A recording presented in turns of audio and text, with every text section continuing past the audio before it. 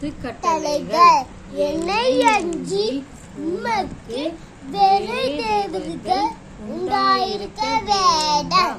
யாரொரு விக்கிரகத்தையாகிலும் நீ உனக்கு உண்டாக்க வேண்டாம். கர்த்தருடைய நாமத்தை வீணிலே வழங்காதிருப்பாயாக. ஓய்வு நாளை பரிசுத்தமாய் ஆசரிக்க நினைப்பாயாக. உன் தகப்பனையும் உன் தாயையும் கனம் பண்ணுவாயாக. கொலை செய்யாதிருப்பாயாக.